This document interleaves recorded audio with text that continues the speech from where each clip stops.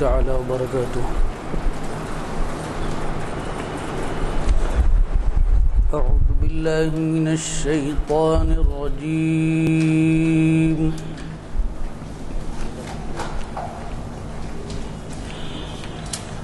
بسم الله الرحمن الرحيم.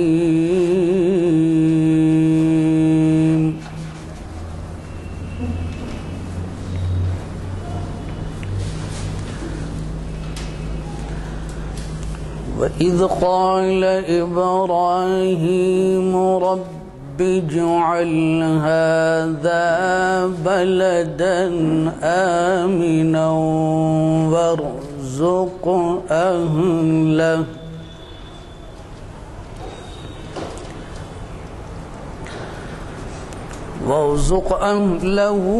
من الثمرات من آمن منهم بالله واليوم الآخر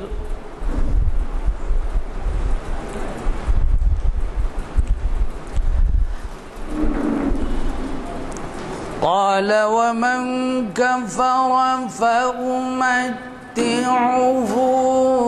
قليلا ثم أضطره إلى عذاب النار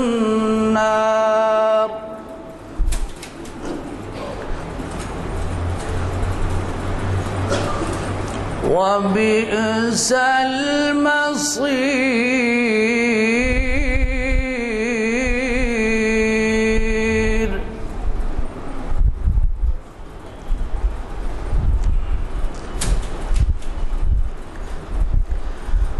وإذ يرفع إبراهيم القواعد من البيت وإسماعيل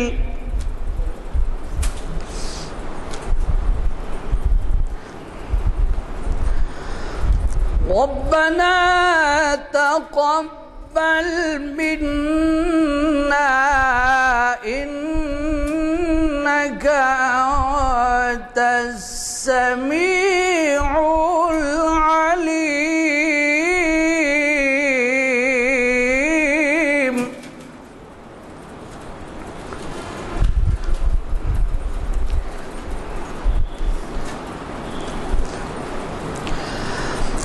ربنا واجعلنا مسلمين لك ومن ذريتنا أمة مسلمة لك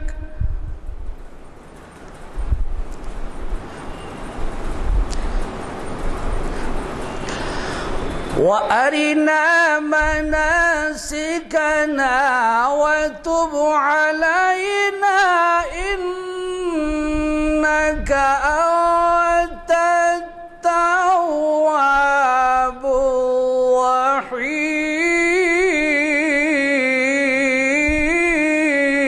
الرحيم. صدق الله العظيم.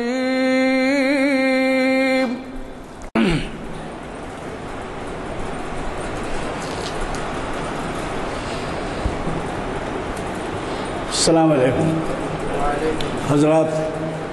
آپ نے ابھی مولانا ابو الحسن علی ندوی صاحب سے خراج سماعت فرمائی، خوشیلان خراج. آج کے پروگرام کے بارے میں کچھ الفاظ عرض کر دوں میں. پہلے تو ایک آج اقبال شناسی کی محفل ہے، اور جیسے کہ ہمارے اعلامیہ نمبر 433 کی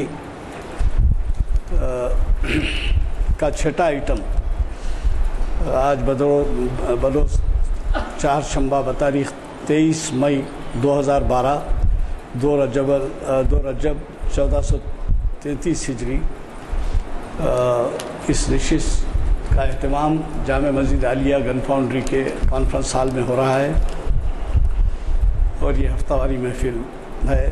آج اس کو جناب سید امتیاز الدین صاحب مخاطب کر رہے ہیں اور ان کے خطاب کا عنوان ہے اقبال کی ایک نظم کا تجزیہ، اور یہ محفل اقبال شناسی کی 668ویں نشست ہے۔ مجھے ایک اور اعلان اس ضمن میں یہ کرنا ہے کہ حال ہی میں ایک دینی انقلابی کام انجام پایا، اور وہ یہ ہے کہ ہمارے ایک بزرگ شخصیت جناب محمد انعام الحق صاحب جو ریٹائرڈ چیف انجینئر ہیں، انہوں نے کچھ دن قبل کلام مجید کے رکوع برکوع اختصار کے ساتھ ترجمہ کیا تھا اردو میں، اور اس کے بعد اب ڈاکٹر شمشاد حسین، یہ بھی سپرنٹینڈنٹ ہیں شاداں ہاسپٹل کے، اور یہ دونوں حضرات اپنے ہمارے ہاں سامعین ہیں۔ شمشاد صاحب نے انگریزی میں ترجمہ کیا ہے، جس کا ابھی پچھلے ہفتے بہت بڑے پیمانے پہ اجرائی کی رسم انجام پائی، جس میں ظفر محمود صاحب دلی سے تشریف لائے، جو ہمارے ایک اہم کمیٹی سچر کمیٹی کے رکن رہے ہیں اور پھر دلی میں مائنورٹیز کے چیئرمین رہے ہیں، تو وہ بھی تشریف لائے اور علماء نے بھی مخاطب کیا۔ اس وقت مجھے یہ خیال ہوا کہ اس کو ایک بڑے پیمانے پہ اس وجہ سے ضروری ہے اس کی تشہیر کہ آج کل ہمارے نوجوان بچوں کے بعض ایسے بیچز نکل گئے ہیں جو اردو سے واقف ہی نہیں ہیں، انگلش سے واقف ہیں، اور ان کو اس بات کا علم اگر ہو جائے کہ انگریزی زبان میں اس قسم کا ترجمہ ہوا ہے تو اس سے بہت کچھ استفادہ ہو سکتا ہے۔ پہلے تو یہ کہ کچھ سال قبل، شاید 10-15 سال قبل، ایک جسٹس مقتدر تھے، وہ انہوں نے ریٹائرمنٹ کے بعد اسی قسم کا انگریزی میں اختصار کے ساتھ کچھ ترجمہ کیا تھا، لیکن ظاہر ہے ریٹائرمنٹ کے بعد، اور ان کا تعلق جسٹس تھے قانون سے تھا۔ اب اس کے بعد جو جرأت کی ہے تو انعام الحق صاحب جو اتفاق سے ہم ہاسٹل میٹ بھی رہے ہیں، تو عثمانیہ یونیورسٹی میں 4849 میں یا 4950 میں انہوں نے ریٹائرمنٹ کے بعد یہ کام انجام دیا۔ حیرت مجھے سب سے زیادہ اس بات کی ہوتی ہے کہ ہم جب کسی ڈاکٹر سے ربط پیدا کرنا چاہتے ہیں تو یہ اطلاع ملتی ہے کہ وہ مصروف ہیں یا پیشنٹ کو دیکھ رہے ہیں یا رات میں دیر سے آئے ہیں یا کچھ ہیں۔ ان ڈاکٹر صاحب نے جو برسر سے ڈیوٹی ہیں ایک چھپے رستم کا کام کیا اور ہم کو کسی کو خبر نہیں، انہوں نے اتنا بڑا کام انجام دیا کہ انگریزی زبان میں انعام الحق صاحب کی تالیف جو ہے اس کا ترجمہ کیا ہے۔ ہمارا کام ہے کہ اس وقت نوجوان نسل کو، جو بھائی یہ کہ ایسا زمانہ آیا ہے کہ اردو سے واقف حضرات بھی بعض وقت انگریزی ترجموں کا سہارا لے کے سمجھتے ہیں اور انگریزی زبان کے ترجمے پڑھتے ہیں، تو اس طرح سے آج کے نوجوان جو اردو سے ناواقف ہیں ان کے لیے تو اور بھی ضروری ہے۔ میرے خیال میں یہ کتاب جو ڈاکٹر شمشاد حسین کا کارنامہ ہے، یہ ہر گھر میں ہونی چاہیے، کیونکہ چاہے اردو آئے نہ آئے لیکن ہمارے بچوں کو دلچسپی پیدا ہوگی اگر وہ قرآن کے بارے میں کچھ اس کی اہمیت کو بزرگوں سے سیکھتے اور سمجھتے ہیں۔ میں ایسے ایک مقرر ہیں جناب سید امتیاز الدین صاحب، جن سے آپ واقف ہیں، اور ان کا خطاب اقبال کی ایک نظم کا تجزیہ ہے، تو میں نے ان سے خواہش کی ہے کہ وہ 6 بجے یا 6:05 پہ ختم کر دیں، کیونکہ اس کے بعد ان دو حضرات کی، اور یہ بھی بتا دوں کہ یہ دو حضرات کی تہنیتیاں کیوں ہو رہی ہیں۔ اقبال شناسی کی محفل میں شاید ہی کوئی ایسی محفل ہوئی ہوگی جس کو ڈاکٹر شمشاد حسین نے اٹینڈ نہ کیا ہو، اس میں شرکت نہ کی، الا اس کے کہ وہ کسی کانفرنس میں لندن یورپ کہیں گئے ہوئے ہوں، ورنہ وہ لازماً یہاں پر رہتے ہیں۔ ایک اتنے بڑے ڈاکٹر ہوتے ہوئے ان کو اقبال کے کلام سے جو عشق ہے، اور پھر اب جو کارنامہ انہوں نے انجام دیا ہے، اقبال کے کلام کا ہم یہاں پر جو اہتمام کرتے ہیں وہ قرآن، حدیث اور تاریخ اسلام کا رہتا ہے۔ اب وہ اس قدر عاشق ہیں اس کے کہ انہوں نے یہ کام انجام دیا، تو ہم نے سوچا کہ ان کی تہنیت ہونی چاہیے۔ انعام الحق صاحب ہمارے ہاں شرعی انفارمیشن سروس کے خطاب کیے ہیں، عنوانات سے تاریخ اسلام کے خطابات کیے ہیں، تو اس طریقے سے ہمیں ذہن میں آیا کہ ان کے اس کارنامے پہ ہمیں تہنیت پیش کرنی چاہیے۔ مجھے بڑی خوشی ہے کہ جب میں نے اس کا اظہار کیا تو بعض حضرات نے یہ خواہش کی کہ صاحب ہم بھی تہنیت میں شریک ہونا چاہتے ہیں، تو میں نے ان سے یہی کہا کہ بھائی یہ تو ایک نیک کام ہے، اس میں آپ کو جو ہے کوئی اجازت کی ضرورت نہیں ہے، آپ چاہیں تہنیت میں شریک ہو سکتے ہیں، گل پوشی کر سکتے ہیں۔ چنانچہ اخبارات میں آنے کے بعد کچھ فونز بھی آئے مجھے، اور یہاں پر ایک صاحب کو بٹھایا گیا ہے۔ امتیاز صاحب کے خطاب کے ختم ہونے کے بعد اس ادارے کا نام پکارا جائے گا، نمائندہ کا نام پکارا جائے گا، یا کسی شخصی طور پر کسی کا ہے تو وہ نام بھی پکارا جائے گا۔ وہ تہنیت کے لیے چاہے وہ گل پوشی ہو، شال پوشی ہو یا تحفے ہوں، 6-5 کے بعد سے اس کا آغاز ہوگا۔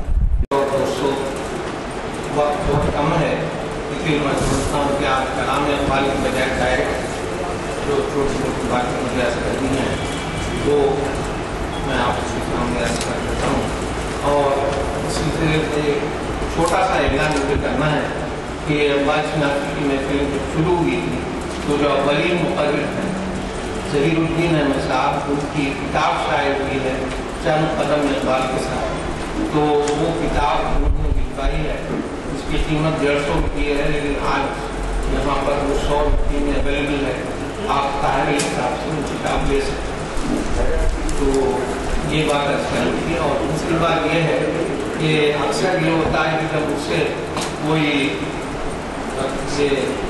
عنوان مانگا جاتا ہے تو وقت کیونکہ کم رہتا ہے، اس لیے میں کہہ دیتا ہوں کہ اقبال کی ایک تجزیہ، لیکن جب اصل وقت آتا ہے اس میں اور موضوع ذہن میں آئے تو میں اس پہ تقریر کر دیتا ہوں۔ آج میرا جو عنوان ہے وہ ہے اقبال اور بھوپال۔ یہ ایک ایسا عنوان ہے، میں سمجھتا ہوں کہ اب تک اس عنوان پر کہا نہیں گیا، جیسا کہ ابھی عدل صاحب نے فرمایا کہ 20 منٹ میں اپنی بات کرتا ہوں۔ تو جس طرح حیدرآباد کو فرخندہ بنیاد کہا جاتا ہے، اور دلی کو جہاں آباد یا شاہجہاں آباد، ممبئی کو عروس البلاد کہا جاتا ہے، اسی طرح اقبال بھوپال کا جو ابتدائی نام تھا وہ دارالاقبال بھی اس کو کہا جاتا ہے، اور لوگوں کا خیال ہے کہ اقبال جب وہاں تشریف لے گئے تو دارالاقبال اقبال منفی ہو گئے۔ اقبال بھوپال میں کم و بیش 1931 سے لے کر 1935 عیسوی تک 4-5 مرتبہ بھوپال گئے۔ کئی مرتبہ یہ ہوا کہ والی بھوپال جو تھے نواب حمید اللہ خان، انہوں نے مشاورت کی کمیٹی بلائی تھی جس میں مولانا شوکت علی، تصدق احمد خان شربانی، شعیب قریشی، سر محمد شفیع اور ڈاکٹر انصاری نے بھی شرکت کی۔ ان کا قیام اس وقت سرکاری مہمان خانے راحت منزل میں تھا۔ دوسری بات وہ 31 جنوری 1935 سے لے کر 7 مارچ 1935 عیسوی تک بھوپال میں رہے۔ اس کی وجہ یہ تھی کہ کچھ ان کو جو اقبال کا جو مرض الموت تھا وہ گلے کی تکلیف تھی، تو اس کے لیے برقی شعاعوں کی علاج کی ضرورت تھی، اور اس زمانے میں سر راس مسعود وہاں پر وزیر تھے، تو انہوں نے اقبال سے کہا کہ یہاں بھوپال میں یہ برقی شعاعوں کا علاج موجود ہے، اس لیے آپ یہاں تشریف لائیے۔ تو اقبال وہاں گئے اور طرح کوئی 2-2.5 مہینے وہاں پر رہے اور کوئی علاج سے فائدہ ہوا۔ اس کے بعد پھر وہ 17 جولائی 1935 سے 28 جولائی 1935 تک بھوپال میں رہے۔ پھر تیسری مرتبہ جو ہے 2 مارچ 1936 سے لے کر 8 اپریل 1936 تک بھوپال میں رہے، اور یہاں ان کا قیام سر راس مسعود کی جو سرکاری قیامگاہ تھی وہ ایک تو شیش محل تھی اور دوسرے ریاض منزل بھوپال، وہاں پر اقبال رہے، اور ظاہر ہے کہ طویل قیام میں اگر اس کو جوڑا جائے تو 4-5 مہینے اقبال بھوپال میں رہے۔ اور اس زمانے میں آپ کو سن کر تعجب ہوگا کہ باوجود علالت کے اقبال نے 14 نظمیں بھوپال میں کہیں، اور اس طرح اپنے بھوپال کے قیام کو یادگار بنا۔ دوسری بات یہ ہے کہ اقبال کبھی اپنی نظم کے نیچے عام طور پر یہ بھی لکھتے تھے کہ وہ کہاں لکھی گئی یا کس تاریخ کو لکھی گئی، لیکن اقبال نے بھوپال میں ریاض منزل اور شیش محل میں جو نظمیں کہی ہیں ان کو نیچے دیا کہ یہ ریاض منزل میں کہی گئی یا شیش محل میں کہی گئی. تو اسی وجہ سے ضرب کلیم کا جو اور ان تمام 14 نظموں کو اقبال نے اپنے آخری مجموعہ کلام ضرب کلیم میں شامل کیا. اور ضرب کلیم کا جو انتصاب ہے وہ والی بھوپال نواب حمید اللہ خان کے نام پر، اور اس انتصاب میں اقبال نے بڑا عمدہ کتاب فارسی زبان میں حمید اللہ خان صاحب کی تاریخ میں لکھا. وہ کتاب یہ ہے کہ زمانہ با امم ایشیا سے کرد و کنند کسے نبود کے ہوں داستان فرو خاند تو صاحب نظری آج در زمین منست دل تو قیمت و اندیشہ تمہیں داند بغیر تم ہما سرمائے بہار از من کہ گل بدس سے تو از شاخ تازہ تر ماند. اس کا مطلب یہ ہے کہ ایشیا کے قوموں کے ساتھ جو مغرب کی وحشت اوانیاں چل رہی ہیں اور ایشیا کے قوموں کے ساتھ جو کچھ انہوں نے کیا اور کر رہی ہیں اس کو کسی کو اس کی توفیق نہیں بھی کہ اس کے بارے میں جانتا یا اس کی پوری تجزیہ کرتا. یہ محض آپ کی سیاست، آپ کی فراست ہے کہ آپ نے اس سلسلے میں قدم اٹھایا اور آپ ایک ایسے صاحب نظر ہیں کہ جو بات میرے دل میں ہے وہ اس بات کو آپ بھی دیکھتے ہیں، اور جو اندیشہ میرے دل میں ہے وہ گویا آپ کے دل میں بھی ہوتا ہے. اور یہی وجہ ہے کہ بغیر این ہم سرمایہ بہار از من، کہ میں اپنا یہ سرمایہ شعری یہ مجموعہ کلام ضرب کلیم جو ہے وہ آپ کی خدمت میں پیش کرتا ہوں اور آپ کے نام معلوم کرتا ہوں کہ گل بدس سے تو از شاخ تازہ تر ماند، یعنی پھول جو شاخ سے توڑ لیا جائے وہ بھی اگر آپ کے ہاتھ میں دیا جائے تو تر و تازہ ہو جاتا ہے. یہ آخری مصرع جو ہے کہ گل بدس سے تو از شاخ تازہ تر ماند، یہ اصل میں فارسی شاعر طالب عاملی کا ہے جو جہانگیر کے دربار کا درباری شاعر تھا. تو اس طرح اقبال نے گویا بھوپال کو بہت بڑا خراج پیش کیا. تو اقبال نے جو 14 نظمیں بھوپال میں کہی ہیں ان میں چھوٹی نظمیں ہیں لیکن بہت عمدہ نظمیں، جیسے سلطانی، تصوف، وحی، مقصود، حکومت، نگاہ، امید، اور اس کے علاوہ صبح، مومن، عمرائے عرب سے انگلش کا فرمان، اپنے سیاسی فرزندوں کے نام، ابیسینیا، جمعیت اقوام شرق اور مسئولی. تو جو ابتدا ہوتی ہے کتاب کی وہ اقبال کی ایک چھوٹی سی 2 شعر کی نظم ہے صبح. تو صبح کے تعلق سے اقبال یہ کہتے ہیں کہ جب صبح آتی ہے تو محض ہماری روز و شب کے حساب کے لیے نہیں ہوتی کہ جیسے آج فلاں دن ہے، کل فلاں دن تھا یا کل فلاں دن رہے گا، بلکہ یہ صبح جو ہے وہ اہم صبح ہوئی ہے جس سے انسان کا پورا وجود لرز اٹھتا ہے. اور یہ وجود لرز اس طرح اٹھتا ہے جب مومن کی اذان صبح کے وقت پہنچتی ہے. تو اس کی وجہ یہ ہے کہ شیش محل جہاں اقبال ٹھہرے ہوئے تھے اس کے آس پاس مساجد بہت تھے.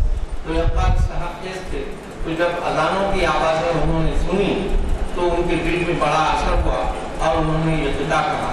وہ خطہ یہ ہے کہ یہ سحر جو کبھی فردا ہے کبھی ہے امروز، نہیں معلوم کہ ہوتی ہے کہاں سے پیدا، وہ سحر جس سے لرزتا ہے شبستان وجود، ہوتی ہے بندے مومن کی اذان سے پیدا. اسی طرح اقبال کی ایک اور نظم انہوں نے شیش محل میں کہی، اس کا عنوان ہے تصوف. اور یہ نظم اس میں اقبال یہ بتاتے ہیں کہ محض علم و حکمت اور مطالعے سے اور معلومات حاصل کرنے سے آدمی مسلمان نہیں بن جاتا، بلکہ اللہ کے جو احکامات ہیں ان کی مکمل پابندی، جہاد فی سبیل اللہ، اور جو کچھ قرآن میں کہا گیا جو کہ اسوہ رسول صلی اللہ علیہ وسلم ہے اس پر جب عمل نہ کیا جائے جب تک اس وقت تک حقیقی معنوں میں گویا عمل نہیں ہو سکتا اور مسلمان نہیں کہلا سکتا. تو یہ تصوف جو ہے جب تک اس میں اسلام کی روح نہ آئے اس وقت تک یہ پیدا نہیں ہوتا. چنانچہ اقبال یہ کہتے ہیں کہ یہ حکمت ملکوتی، یہ علم لاہوتی حرم کے درد کا درما نہیں تو کچھ بھی نہیں. حرم کے درد یعنی اسلام کا علاج جب تک نہ ہو اس وقت تک یہ بات پیدا نہیں ہوتی. یہ ذکر نیم شبی، یہ مراقبے، یہ سرور، یہ ذکر نیم شبی، یہ مراقبے، یہ سرور تیری خودی کی نگہباں نہیں تو کچھ بھی نہیں. یہ عقل یعنی جو آج کل سائنس جو ترقی کر رہی ہے اور جو انسان چاند پہ بھی پہنچ رہا ہے اور دور دور فتوحات ہو رہی ہیں، تو یہ عقل جو مہو پرمی کا کھیلتی ہے شکار، شریک شورش پنہا نہیں تو کچھ بھی نہیں. شورش پنہا یہ ہے کہ آج کل جیسا کہا جاتا ہے کہ آدمی سب سے زیادہ جو شکار ہے وہ اس کا انٹرنل ٹینشن ہے، اس کو سکون قلب میسر نہیں. تو یہ جب تک کہ سکون قلب کی تلاش نہ کی جائے تو جب تک عقل جو ہے اس شورش پنہا یا اس ٹینشن کا علاج نہیں ڈھونڈتی اس وقت تک یہ عقل چاہے سائنس کی بڑی بڑی فتوحات کر لے لیکن اس سے کوئی حاصل نہیں ہے. چنانچہ اقبال یہ بھی کہتے ہیں کہ خرد نے کہہ بھی دیا لا الہ تو کیا حاصل، دل و نگاہ مسلمان نہیں تو کچھ بھی نہیں.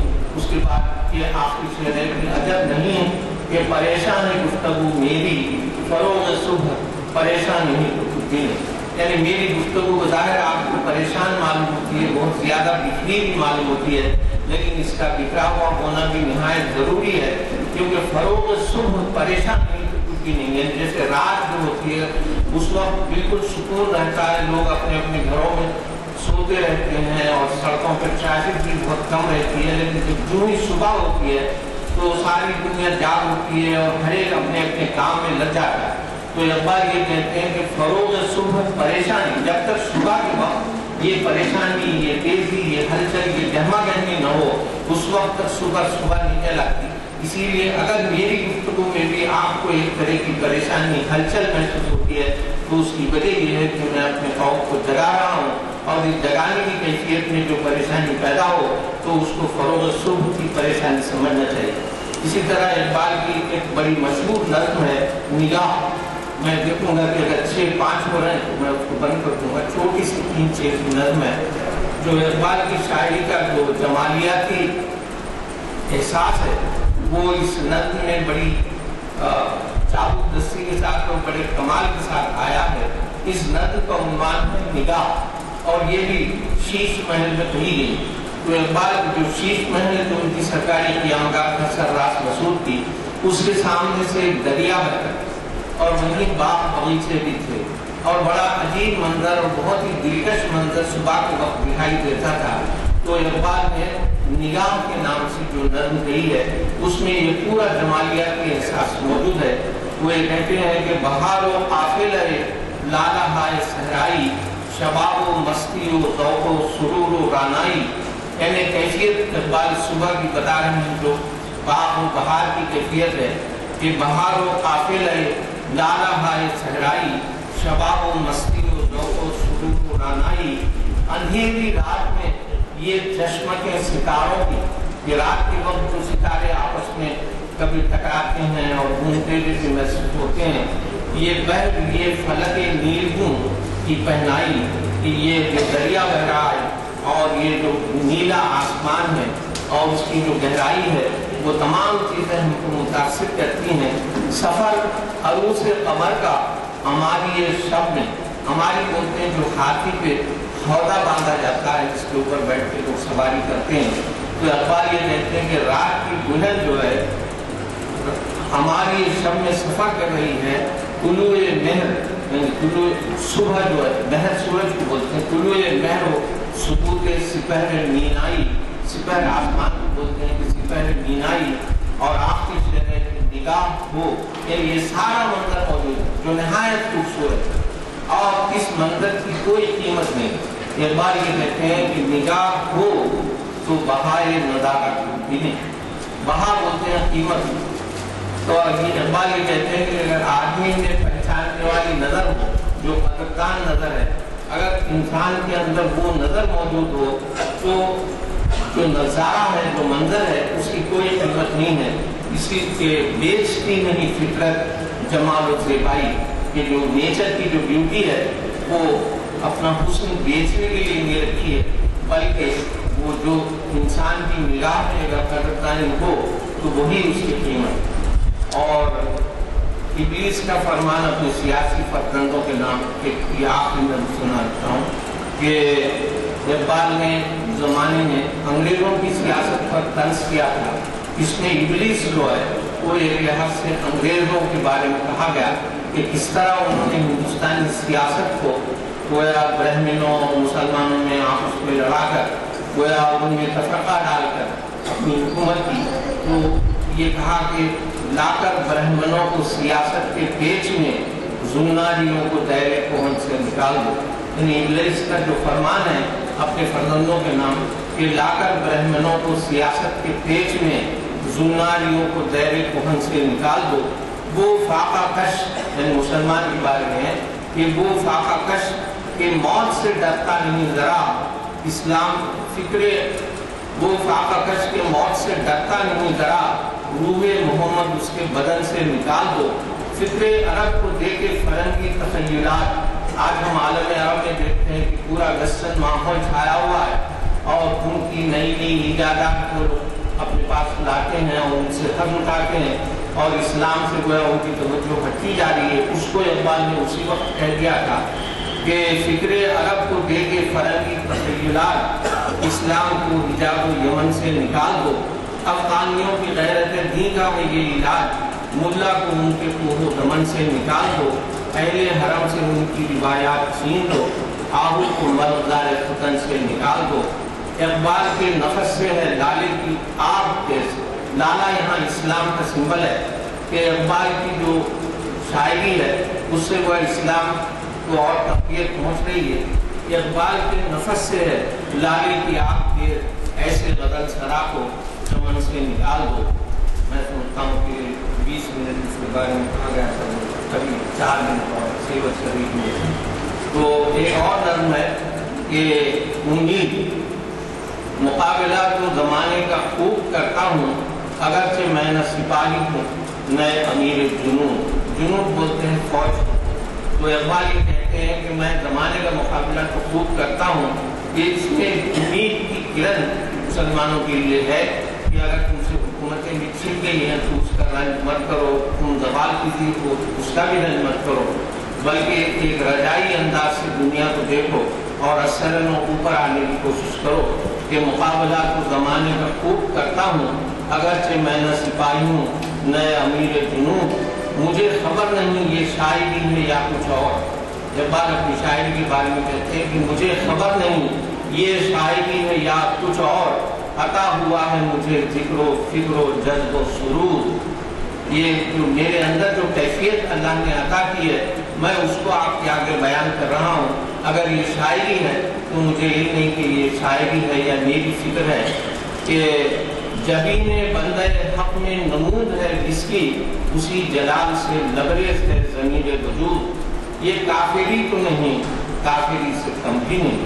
یہ کافری تو نہیں کافری سے کم بھی نہیں کہ مرد حق کو گرفتار حاضر و موجود. کہ اس دنیا میں لوگ صرف حاضر و موجود ہی کو اپنا سب کچھ سمجھ بیٹھیں. یہ اگر کافری نہ بھی ہو تو کافری سے کم نہیں ہے کیونکہ مومن کا دل ہمیشہ اللہ کی طرف اس کا دل ہونا چاہیے اور اسی طرف اس کی لو ہونا چاہیے. غمی نہ ہو کہ بہت دور ہیں ابھی باقی. یعنی یہ مت سمجھو کہ تمہارا زمانہ چلا گیا. غمی نہ ہو کہ بہت دور ہیں ابھی باقی. نئے ستاروں سے خالی نہیں صفت کبوت کہ یہ نیلا آسمان نئے نئے ستارے ابھی اس میں طلوع بھی ہوں گے اور دریافت بھی ہوں گے. اس طرح اقبال نے ایک رجائیت کا نوٹ اپنی نظم میں پیش کیا ہے. اسی طرح آپ ایک نظم اور ہے مومن. مومن دنیا میں مومن جنت.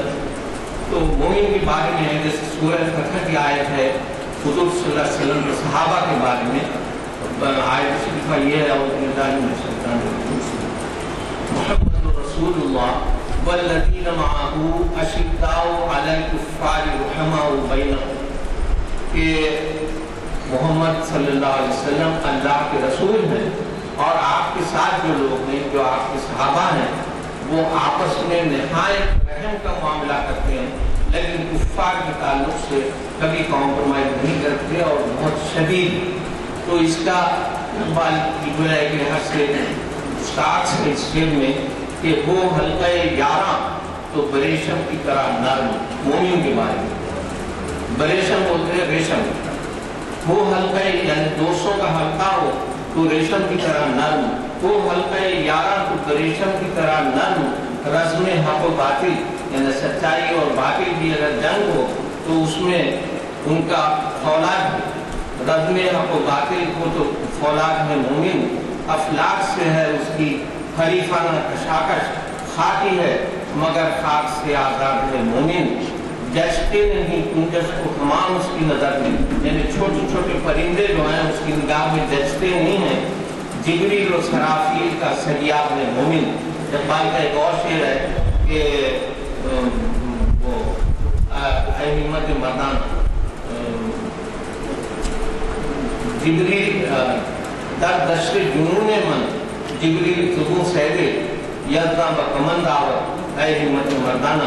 तो उसको इक़बाल भी कहते हैं कि मेरी नज़र में जो है यानी मोमिन की नज़र में छोटे छोटे परिंदे को जचते भी नहीं हैं, जिब्रील और इसराफील भी गोया उसके पास कैद हैं, और ये मोमिन का हाल जन्नत में इस दुनिया में, और जब मोमिन जाता है जन्नत में तो वो कहते हैं फरिश्ते कि बिलावेज है मोमिन, पूरों को शिकायत है तमामेज है मोमिन, यानी फरिश्ते तो कहते हैं कि मोमिन बहुत ही गुड मिक्सर है और बहुत अच्छा उसका आपस में तालमेल है और बहुत मिलने को उससे जी चाहता है, लेकिन पूरों को उससे शिकायत है कि वो उनसे कम मिलता है, क्योंकि मोमिन की जो तवज्जो है वो गोया अल्लाह की तरफ रहती है, वो अल्लाह की दीदार का तालिब है और बुरों का तालिब नहीं है, जैसा कि आमतौर पर समझा जाता है।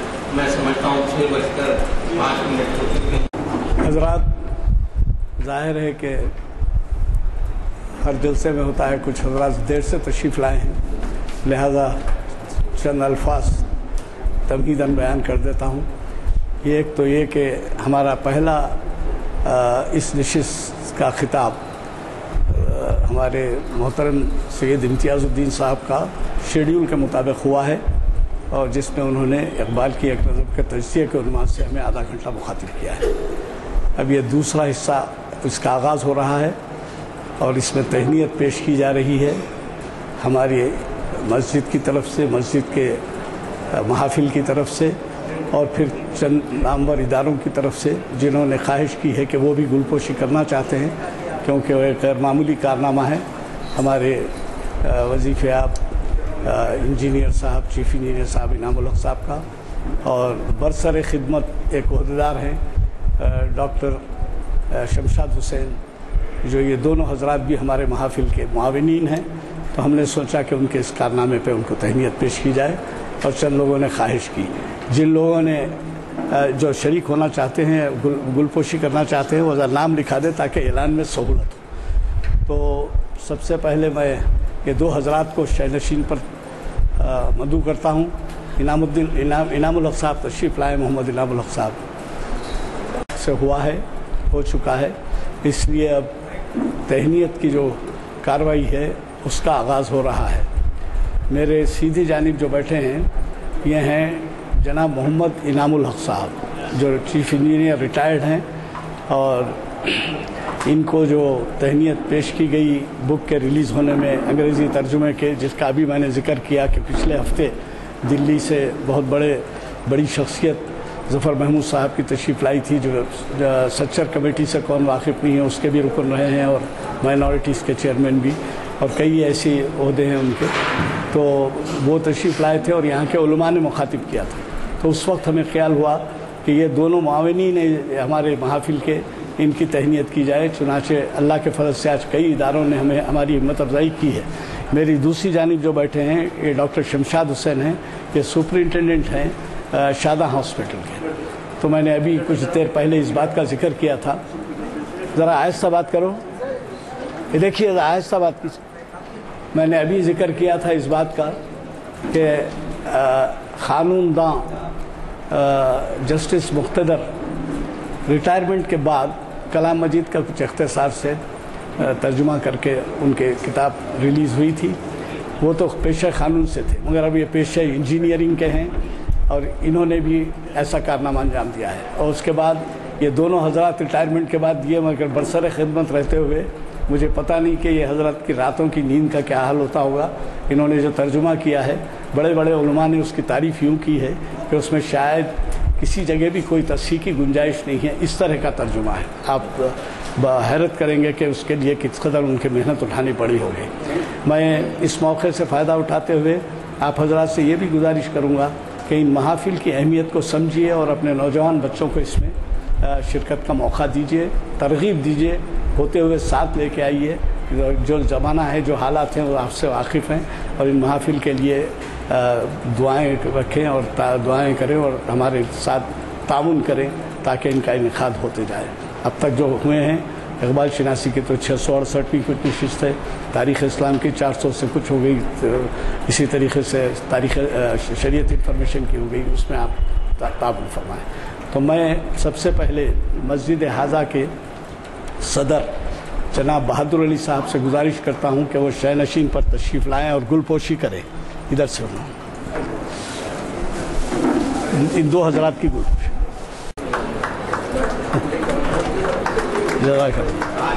ادھر آئیے یا ایسے ایسے آئیے, سب سارا ادھر دیکھتے رہیے.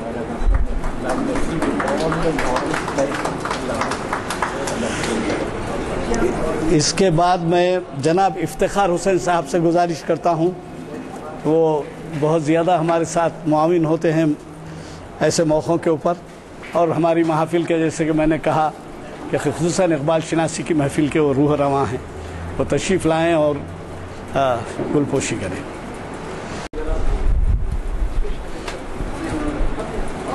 ذرا ادھر دیکھیے افتخار صاحب.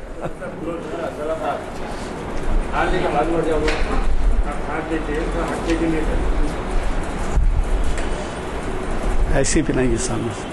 اچھا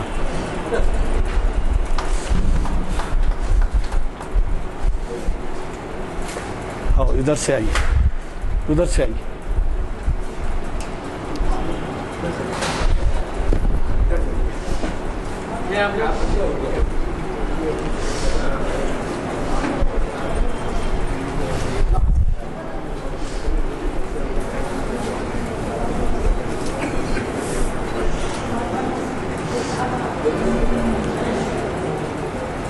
ذرا ادھر دیکھو, خواہش مند ہے وہ لوگ.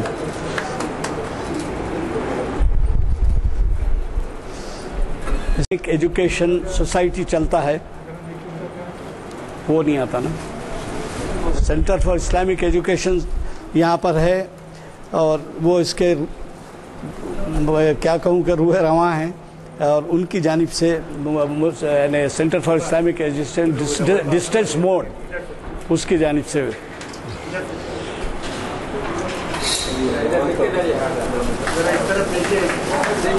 ذرا ادھر دیکھنا بول رہا ہوں, ادھر رکھ لیتے جائیے آپ پھول, آپ کے پھول ادھر رکھتے جائیے.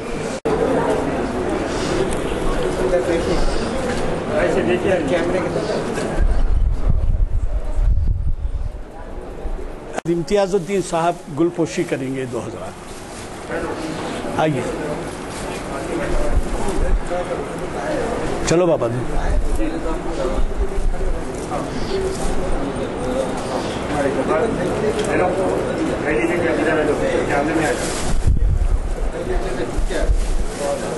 ادھر دیکھو بول رہے ہیں, یہ دیکھو طاہر ادھر, یہاں دیکھ رہے ہیں آپ, ادھر کر رہے ہیں آپ, ادھر بات کر رہے ہیں. ادھر آئیے. رہنے دو, جب ضرورت پڑی آپ نکال کے, آپ کے لیے ہے ٹیبل. وہ ظاہر ہے کہ اتنا وزن برداشت نہ کریں آپ تو ادھر.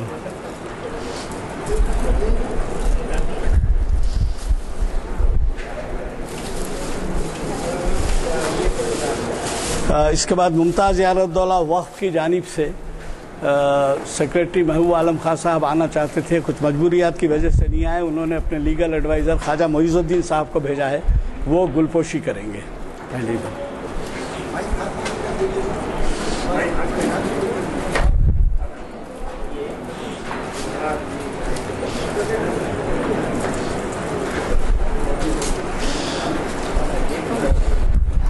ادھر دیکھنا بولو.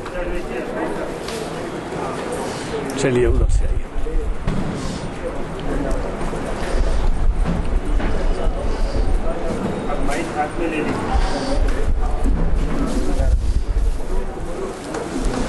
آپ کو پتہ ہے مسلم ایجوکیشن سوسائٹی آندھرا پردیش جس کے آصف پاشا صدر ہیں وہ بھی کچھ مجبوری کی وجہ سے آ نہیں سکے اور انہوں نے اپنے معتمد سیکریٹری جناب فاروق صاحب کو بھجوایا ہے کہ وہ گلپوشی کریں.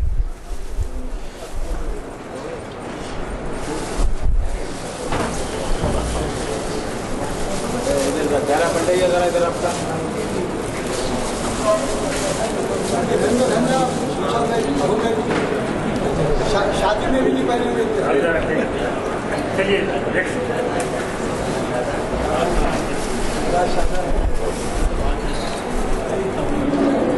جزاک اللہ.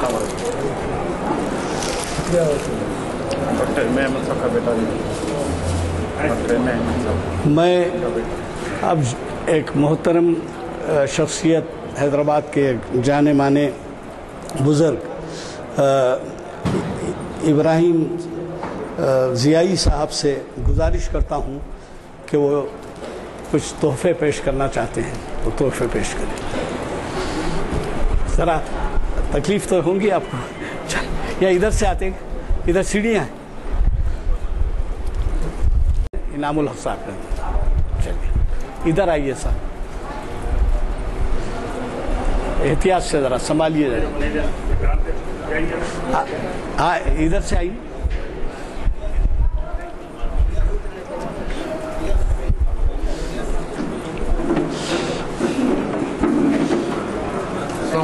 کون صاحب بھیجے دونوں کی گلپوشی کرو. کون؟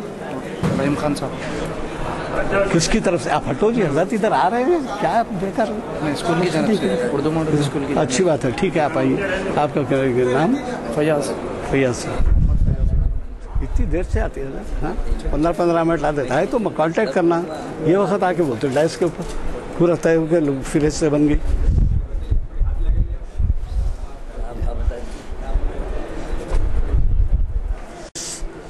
محفل کی نشست کے لیے ایک ایسا کتبہ دے رہے ہیں جس کو بعد میں فریم کر کے یہاں لگا دیا جائے گا.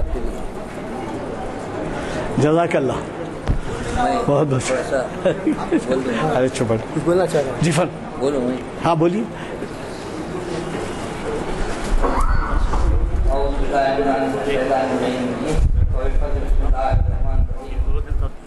یہ بڑی خوشی کی محفل ہے کہ جہاں دنیا اور دین مل رہے ہیں اور یہاں ایسے بزرگ حضرات موجود ہیں محفل کے اندر ہیں. اور اس کے ساتھ ساتھ میں انعام الحق صاحب کو جو ہے مبارکباد دیتا ہوں اور ڈاکٹر شمشاد کو. انعام الحق صاحب سے یہاں اپنا آواز بہت کرتے تھے. شمشاد صاحب کو میں تقریباً 40 سال سے جانتا ہوں. یہ جتنے بڑے سرجن ہیں اتنے بڑے چھوٹے رستم بھی ہیں. اور آج انہوں نے کارنامہ انجام دے کر بتا دیا کہ ایک ڈاکٹر بھی جو ہے جو سائنس سے دینا واقف ہیں وہ پرانی حقائق سے واقف ہو سکتے ہیں. اور یہ بڑی بات ہے کہ شمشاد جہاں میں سمجھتا ہوں کہ سائنس کی جتنی آدمی کو معلومات ہوتی ہیں اتنی قرآن اور حدیث مبارک اور پیغمبر سے لگن پیدا زیادہ ہوتی ہے. آج جتنے سائنٹسٹ ہیں میں سمجھتا ہوں جو حق کے پرستار ہیں, میں مغربی دنیا سے بات نہیں کر رہا ہوں بلکہ جو حق کے پرستار ہیں ان کے پاس جو ہے زیادہ حقائق آشکارا ہیں قرآن مجید کی وجہ سے. قرآن مجید میں کوئی چیز ایسی نہیں ہے جو چھٹی ہوئی ہے. ولا رقم ولا بسم اللہ کتاب مبین کہ کوئی کچھ قدر چیز ایسی نہیں ہے کہ جو قرآن مجید میں موجود نہیں. صرف ڈھونڈنے کی ضرورت ہے. اور ایسے سائنٹسٹ جو سائنسداں ہیں اور جو ہے بڑے واقف ہیں ہر علم سے, ان کے نزدیک جو ہے بہت اچھی بات ہے کہ وہ قرآن مجید کی جو ہے حقائق سے واقف ہو. اللہ تعالیٰ ان میں جو ہے علم کی حقانیت اور جو دولت ہے اس کو زیادہ کرے. شمشاد صاحب اپنے نام کے طرح ہر فیلڈ میں شمشاد ہے. شمشاد کی بلندی جو ہے وہ بتاتی ہے کہ جو ہے جیسے سرجری کے اندر ماہر ہیں اسی طرح سے جو ہے دینی معلومات میں بھی ماہر ہیں. میں دونوں کو مبارکباد دیتا ہوں اور जज़ाकल्लाह, बहुत बहुत शुक्रिया।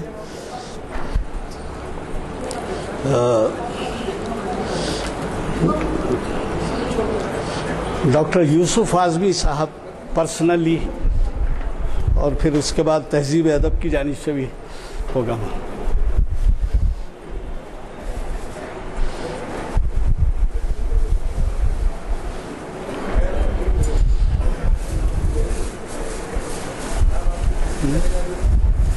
डालिए हैं, आ गए हाँ, दिखाएंगे ऐसे। जब्बार, हमारे फूलों में कितने हैं बाकी, देख के बोलो। 3 हैं,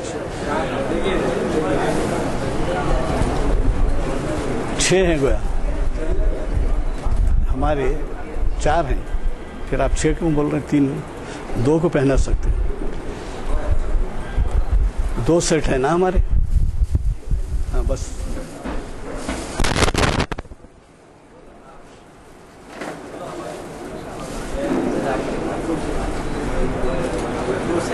हाँ वही बोल। जी साहब, बहुत ही मुख्तसर, क्योंकि अब अज़ान का वक्त हो रहा है।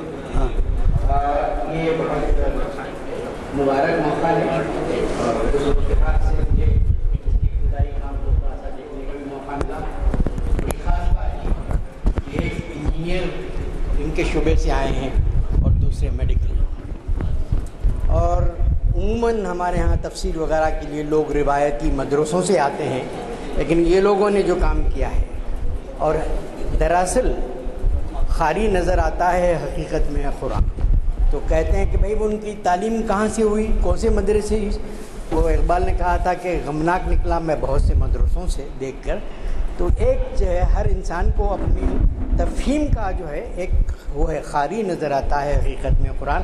फिर अहद जदीद में ख़ास तौर से जब तक कि आपको वो पूरे अहद के साइंटिफिक विजन से न हो, कुरान की अंदरूनी जो है वो जो चीज़ें उतनी खुलकर नहीं आती। मसलन मैं अपने बचपन में उतना नहीं समझ सकता था, लेकिन अब न्यूक्लियर धमाके सामने हैं, क़यामत की जो है सारी चीज़ें, हर चीज़ एक बहुत सी चीज़ें, मैं ये वक्त नहीं है। इन दोनों को मैं मुबारकबाद देता हूँ, बहुत मुखलिस आदमी हैं। इनामुल्लाह साहब से मेरा तो ज़माने से रिश्ता रहा है, वो हमारे कॉलेज के चेयरमैन भी रहे हैं शाज़ कॉलेज के, और PA गवर्नमेंट ऑफ इंडिया भी थे। और भाई शमशाद भाई तो अभी भी काम करते हैं। एक डॉक्टर अपना वक्त निकाले और वो बड़ी बात है, और इन दोनों को मैं बहुत पुरखुलूस मुबारक देते हुए दुआ करता हूँ कि अल्लाह आप लोगों को शुक्रम रखे। एक ज़िंदा किताब पर हम लोगों ने काम किया और नई नस्ल के लिए काम किया। बहुत बहुत शुक्रिया जनाब। अब इदारे तहज़ीब अदब की जानिब से जनाब M.A. सिद्दीकी साहब गुलपोशी फरमाएंगे।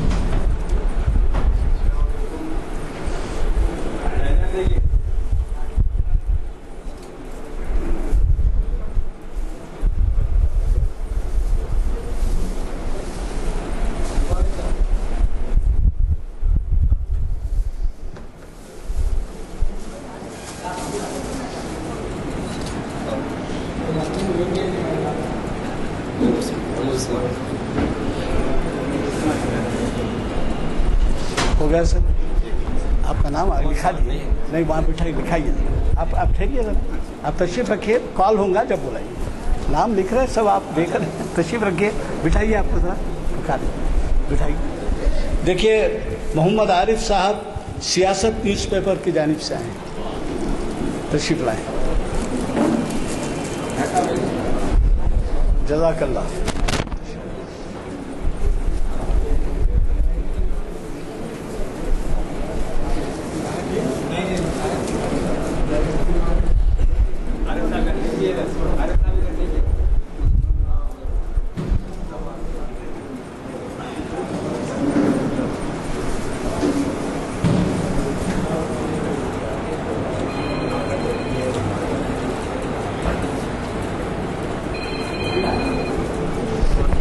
जनाब एहतशाम लिखा हुआ है किताब से, तशरीफ लाएं। पूरा नाम बराबर नहीं लिखे आप, एहतशाम, पूरा नाम बताइए। एहतशामुद्दीन है, एहतशामुद्दीन। इधर आइए, इधर आइए, इधर बुलाइए।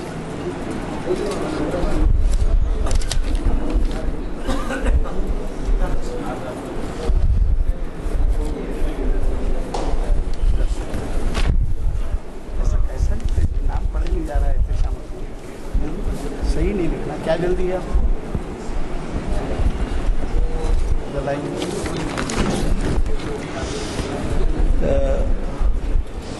جناب فیاض صاحب اردو ماڈل اسکول حمایت نگر کی طرف سے تشریف لائے ہیں.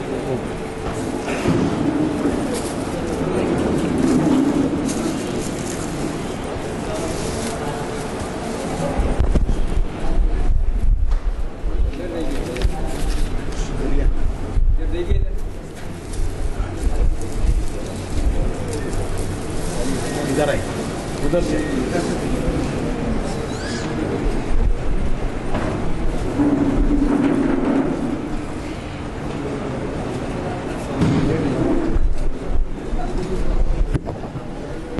میں اب حیدرآباد کی ایک مشہور شخصیت جناب احمد علی صاحب کیوریٹر سالار جنگ میوزیم سے گزارش کرتا ہوں کہ وہ تہنیت پیش کریں.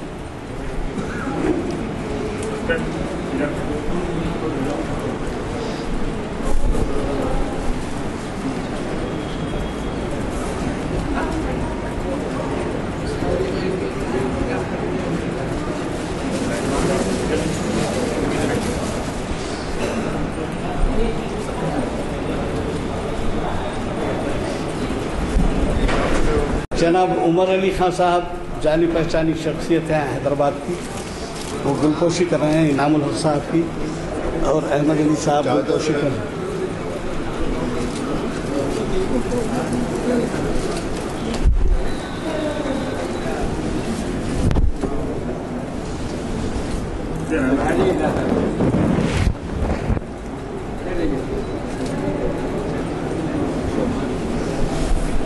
پرانے شہر سے تعلق رکھتے ہیں, یہ بھی گلپوشی کے لیے تشریف لائیں.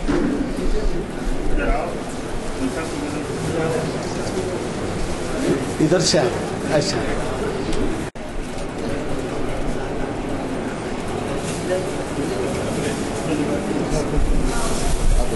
ادھر جائیے. پہلے آپ پریزنٹ دے دیجیے ادھر, پریزنٹ بھی ہے نا, آپ دے کے پھر ادھر آئیے. ابراہیم صاحب اب ادھر سے آئیے. کدھر کس کو دینا ہے, وہ ایک ہے تو ہے, آپ کو دینا ہے تو دے دیجیے, ادھر دے دیجیے. ہاں آئیے آپ.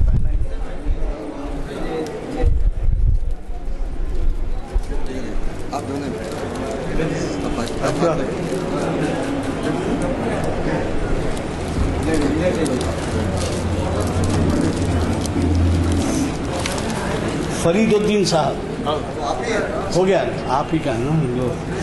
اچھا, محمد شبیر صاحب, شبیر ہے صاحب ہے کیا, شبیر صاحب, محمد شبیر صاحب ہو گیا. اچھا, محمد بخش خان صاحب, پورا نام بھی نہیں لکھتے ہوتے, بخش خان صاحب تشریف آئیے.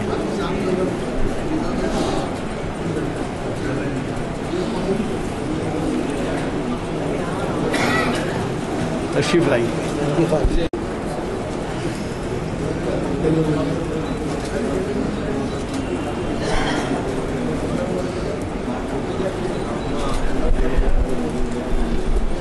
ادھر کوئی صاحب تشریف فرما تھے نا, خواہش مند تھے, آئیے ایسے آئیے. اگر اور کوئی صاحب ہیں تو ادھر تشریف لا لیجیے. اشفاق محمد عثمان, نہیں عثمان.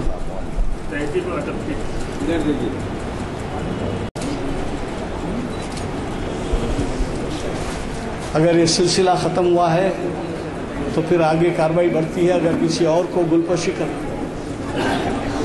تو ہمیں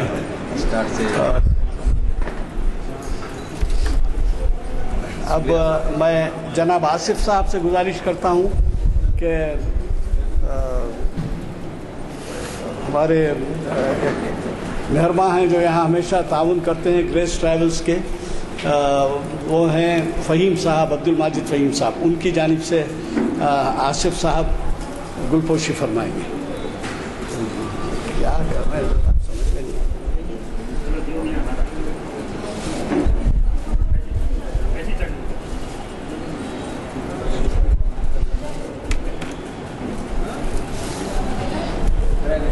अब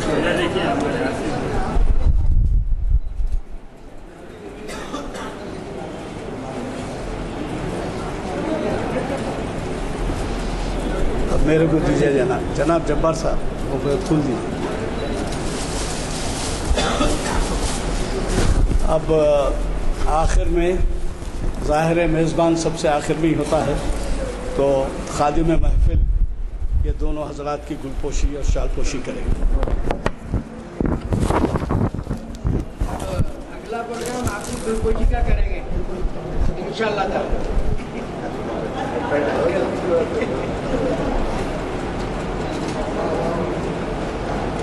इस तरफ देखिए,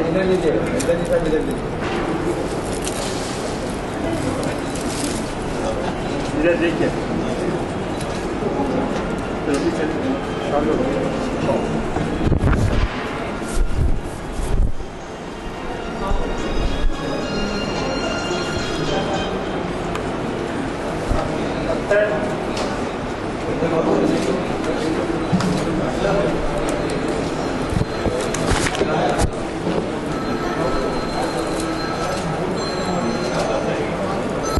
हजरात, अल्लाह का फजल है कि हमारी जो तवक्कुआत थी उन तवक्कुआत के मुताबिक आप हजरात ने ताउन फरमाया। आप ख़ुद महसूस फरमाते होंगे कि ऐसी हिम्मत अफ़ज़ाई किस कदर ज़रूरी थी। ये सिर्फ़ हमारा इनका रिश्ता इस तालीफ़ और तर्जुमे से नहीं है, बल्कि जैसे मैंने पहले से अर्ज़ किया, ये दोनों हजरात हमारे महफिल में पूरी तरह से जुड़े हुए हैं और पूरी तरह से हमारे साथ ताउन करते रहते हैं।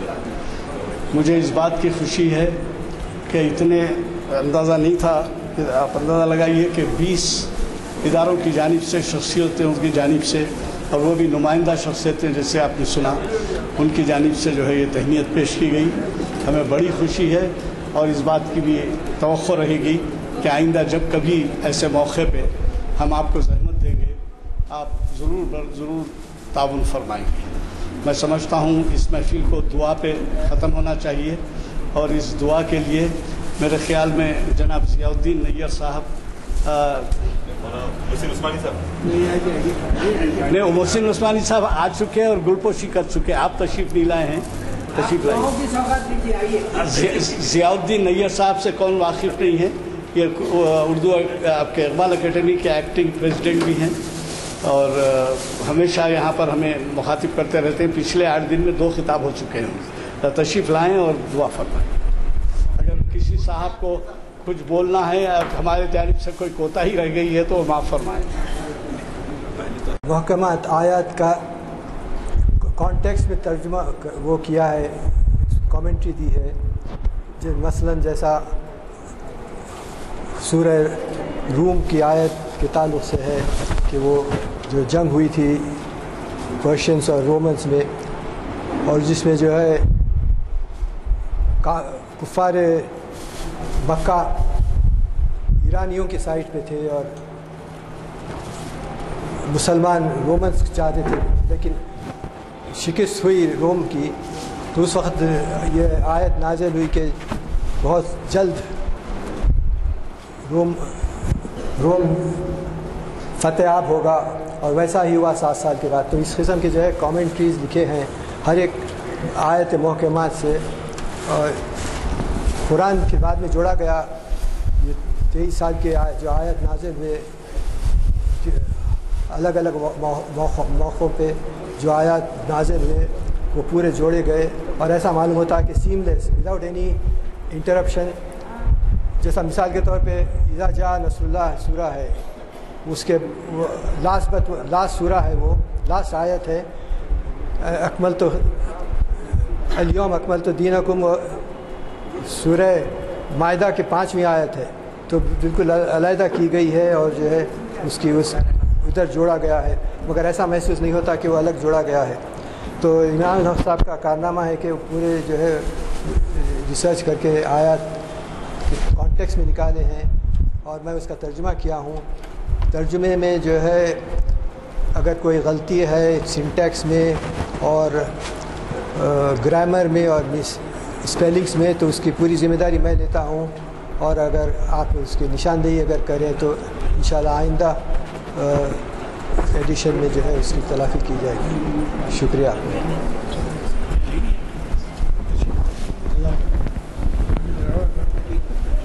آپ کو بلانا ڈاکٹر صاحب.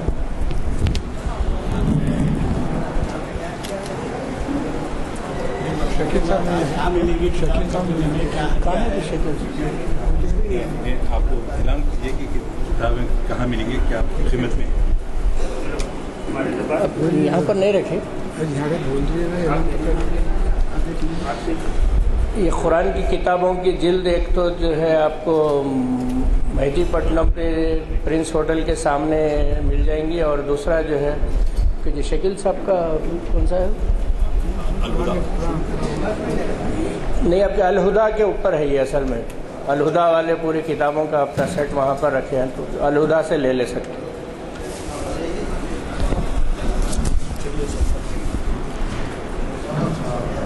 بسم اللہ الرحمن الرحیم.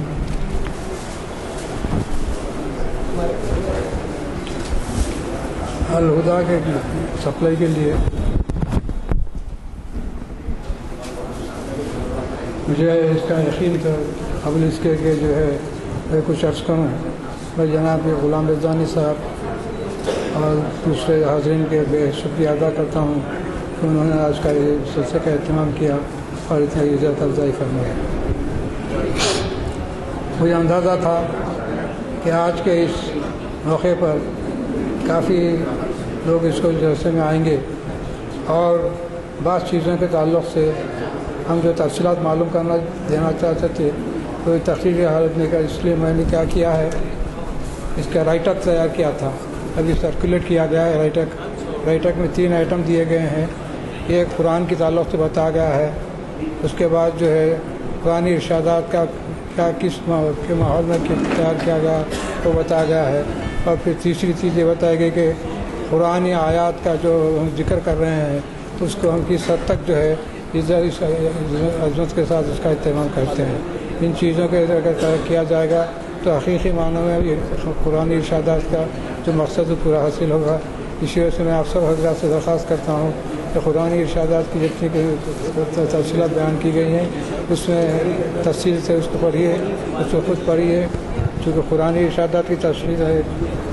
اس کا مخاطب وہ جوان طبقہ ہے جو دین اور شاعر دین سے غیر محسوس طریقے کو دور ہوتا جا رہا ہے. ہم دیکھتے ہیں کہ آج نوجوان طبقہ مذہب سے بہت دور ہوتا جا رہا ہے. اس کے باوجود ناامیدی کے اس ماحول میں ماشاء اللہ سے نوجوانوں میں شعور بیدار ہے. اس کے اندر قرآن فہمی کا جذبہ پیدا ہو جاتا ہے. وہ چاہتے ہیں کہ قرآن مضامین سے زیادہ سے زیادہ تحقیق حاصل کریں، مگر وقت کی تنگی، زبان پر عدم شعور اور عام فائر انداز میں لٹریچر کے عدم دستیابی کی وجہ سے وہ اپنی پیاس بجھانے سے قاصر ہے. اس کی ضرورت کو پورا کرنا کہ قرآن ارشاد تعلیم کا مقصد تھا. آخر دعوانا الحمدللہ.